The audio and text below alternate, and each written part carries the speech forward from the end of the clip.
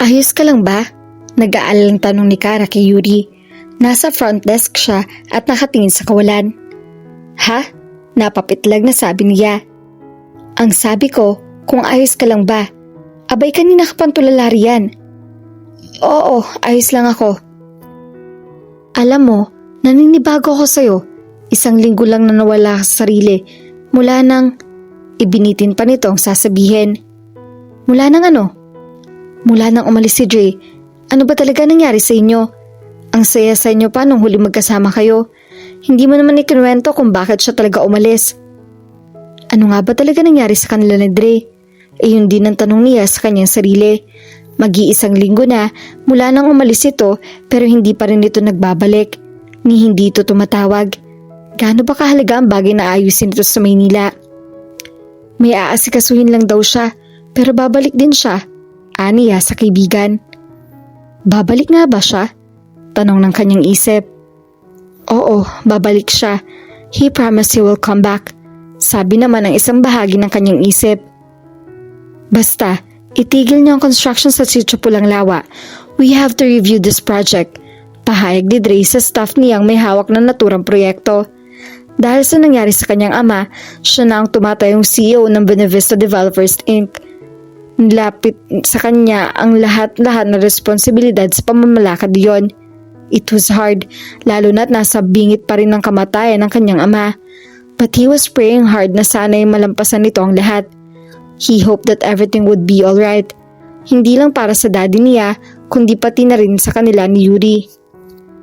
He couldn't forget her pretty face. How he longed to kiss her tender lips again. How he longed to hug her so all the pain he was feeling now would go away. Miss na miss niya na ito. He tried to call her up but something stopped him. Hindi maging maganda ang kanilang paghiwalay. For all he knew, she could be cursing him right now. Sino ba naman ang hindi?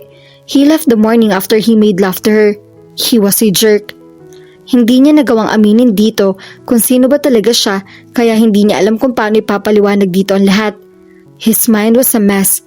Kung uunahin niya ang sariling kaligayahan, baka maging huli na ang lahat bago siya makabawi sa kanyang ama. He wanted to devote his time to his father. It was such a waste trying to avoid him before. Pero Andre, Attorney Orqueza, alam kong malaking project ang Sitio Pulang Lawa, but there are a lot of things we should evaluate. I've stayed there for a couple of weeks. Nakita ko mismo ang ilang loopholes sa proyekto. Baka mag-backfire sa atin yun sa bandang huli. So do as I say. Put the construction on hold. Your father would not approve of this. Protesta pa rin ito. I may not be my father, but I believe my family. Name is Benavista. This is me, not my father, sitting in this chair right now. And right now, my decision is to put the project on hold. That's final. Naiirita na siya sa kakulitan nito. Naiintindihan niya kung bakit ganoon na lang ang pagkagugulo ng dugo nito kay Yuri. May pagka-antipatiko si Attorney Orqueza. Malas lang nito dahil na taon pang nasa bad mood siya kaya napagtaasan niya ito ng boses. The last thing he need right now ay ang ipamukha sa kanyang hindi siya katulad ng kanyang ama. He had too much. Inipon ni Yuri sina Kara, Kuya Art, Tatay Tamyong at nanay ko rin sa dining area. Nakaupo sila sa dining table. Gusto kong ikonsulta muna sa inyong lahat bago tuluyang magdesisyon. Seryosong wika niya. Anong mahalagang bagay, Yuri, at mukhang General Assembly ito nangyayari ngayon? Pabirong tanong ni Kara. Hindi niya pinansin ang birong iyon nito. She knew her friend was just trying to cheer up her. Pero wala na yatang makakapawi sa kahungkagan ng dadarama niya. She felt defeated. Pinabala ko na sanang tanggapin ang offer ni Don Anthony. Marahang pahayag nito. What? You mean, napilit ka na rin ng Men in Black? Gulat na tanong ni Kara. I have no choice, Kara. Nagdala na ng notice ang bangko.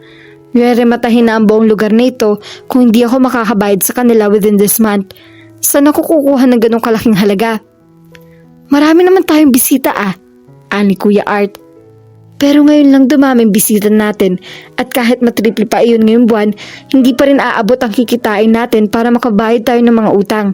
Kung ipaparimat ako ang lupa, wala nang maiiwan sa akin. Pero kung papayag akong ibenta iyon kay Don Anthony, may kaunting halaga pang maiiwan sa akin. Pero di ba Iha, hindi naman na bumalik ang mga tauhan niya? Paano kung ang ibig sabihin pala nun ay hindi na sila interesadong bilhin ng lupa? Tanong naman ni Nanay Kuring. Posible ang sinabi nito. Napansin din niyang tumigil na ang pangungulit sa kanya ng mga tauhan ni Don Anthony. Hindi kaya nabalitaan nito na rerematahin na ang bangko ng lupa niya? Na hinihintay na lamang nito makuha yun ng bangko saka nito bibili ng kanyang lupa. Pero tumigil na rin ang construction sa lupa ng mga Benevista o mali sa mga trabahador na naguhukay roon. Ayon sa mga ito ay nakahold down ang proyekto. Sa tingin ko naman na interesado pa rin sila. Baka po humahanap lang sila ng ibang paraan upang mangumbinse. May kaunti naman kaming naipon ng Nanay Kuring mo. Baka pwede kami makatulong sa pagbabayad ng utang. Alok naman ni Tatay Temyong. Pero tay, sa inyo po ang perang iyon. Nagpapasalamat po ako sa lahat ng tulong niyo sa akin. Pero sa pagkakataong ito, kalabisan na kung pati kayo ay pagpapasanin ko pa ng utang ng pamilya ko. Kaya nga po ay kinukonsulta ko sa inyo ang desisyong ito upang hindi naman kayo mabigla. Baka naman nabibigla ka lang Yuri. Pag-isipan mo munang mabuti. Buo na ang pasya ko, Kara. Siya nga pala, nasan yung calling card ni Arthur ni Arcaza? Alam ko nang hindi ko iyon tatanggapin ay sa'yo niya ipapalihim na ibibigay iyon. Nasa file cabinet natin. Sige, kukunin ko. Wika nito. Halatang mabigat din sa loob nito na ibenta ang lahat ng pinaghirapan nila. Pero ano pa bang magagawa niya? Kailangang tanggapin niya ang lahat. Tulad ni Dre na isang buwan nang hindi man lang nagpaparamdam sa kanya. It was all a game at tanggap niya iyon. Iyon nga lang nasasaktan siya. Tanghali nang nakarating sa Ortigas si Yuri. Doble na pala ang lalang trapiko sa Maynila. Madalang na kasi siyang lumuwas simula nang manirahan siya sa probinsya. Sinipat niya ang pangalan ng mga kalye sa kahabaang iyon ng Emerald Avenue. Nang mamataan niya ang isang magandang building, agad na iginiya niya ang patungo roon ng kanyang pick-up truck.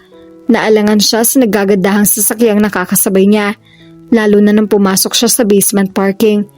Pulos mamahaling sasakyan na nakatabi niya. Tuloy, nagmukhang ubad na lata ang sasakyan niya. Inayos muna niya ang kanyang sarili bago bumaba ng sasakyan at naglakad papasok sa entrance na building.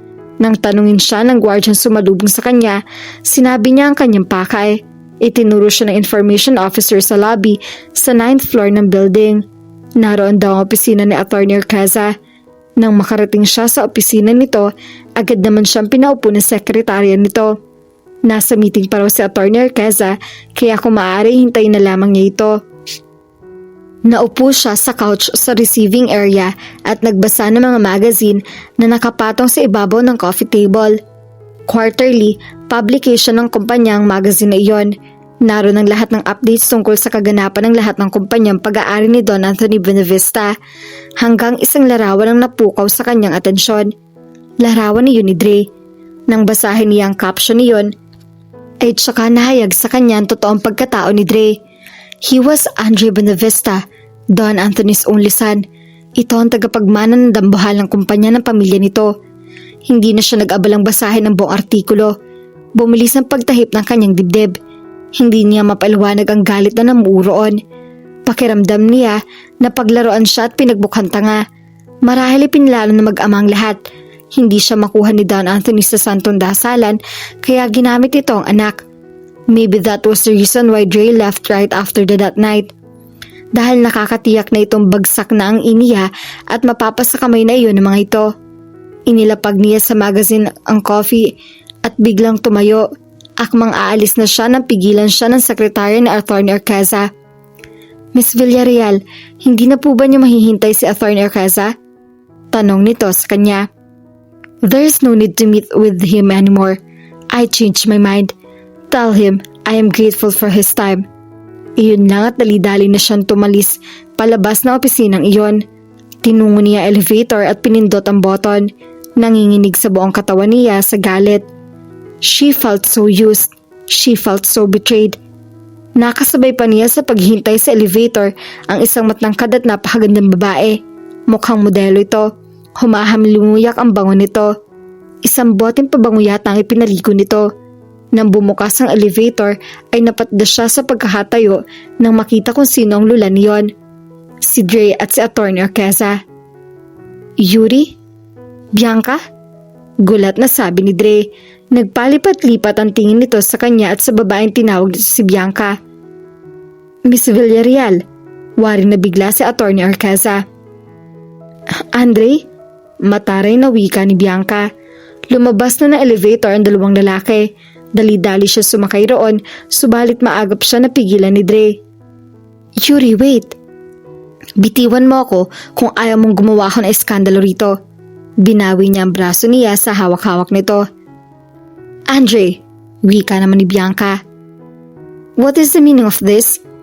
Who's this girl? Is she the reason why you're avoiding me? Bianca, this is not the time. Isang malutong na sampal ni Bianca ang nagpatigil sa pagsasalita ni Dre. Napamulagat siya, nabigla siya sa nakita. Nauna nang lumalan ng elevator si Bianca. Sumunod siya rito. Yuri, let me explain. Muling pigil sa kanya ni Dre. Let me go. Yuri, hawak pa rin ito ang kanyang braso at pilit siyang pinipigilan.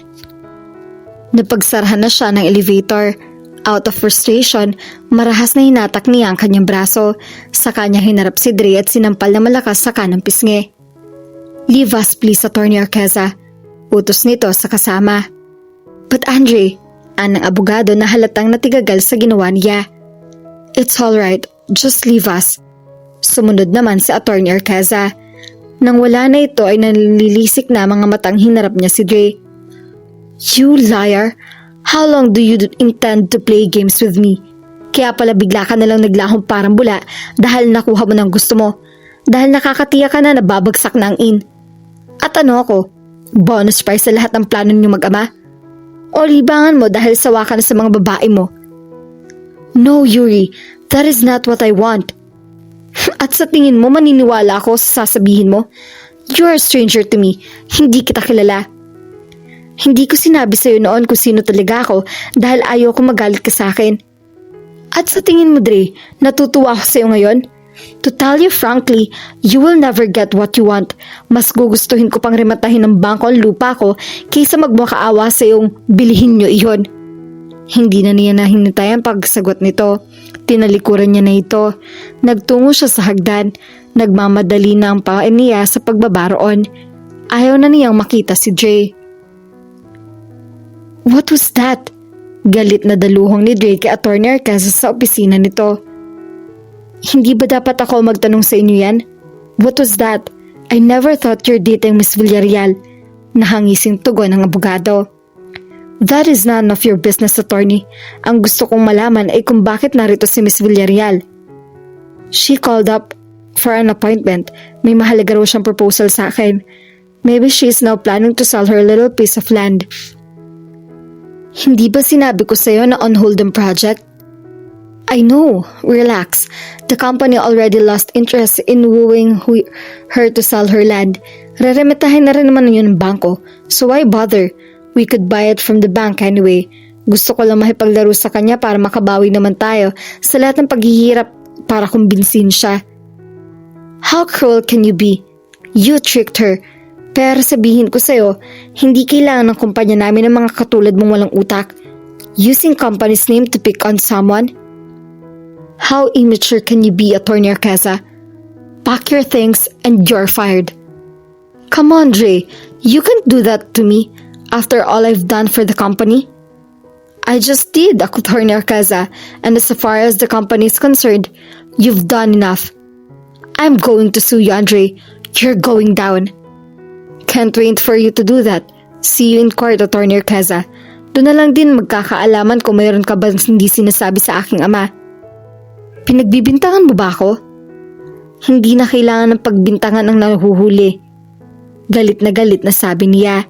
Sa sandaling pag-aaral niya sa mga bagay-bagay ay nadiscover niya na malaking halagang nawawala sa kanila. He did his own investigation and it led him to Atty. Arqueza. Hindi pa lang niya ito kinukumpronta. Maingat niyang pinakisamahan nito upang hindi nito magdudang imbestigahan siya. But what he did to Yuri was way out of line. At kahit sabihin pang nasaktan din niya ang dalaga, hindi naman niya papayag na may iba pang mananakit dito.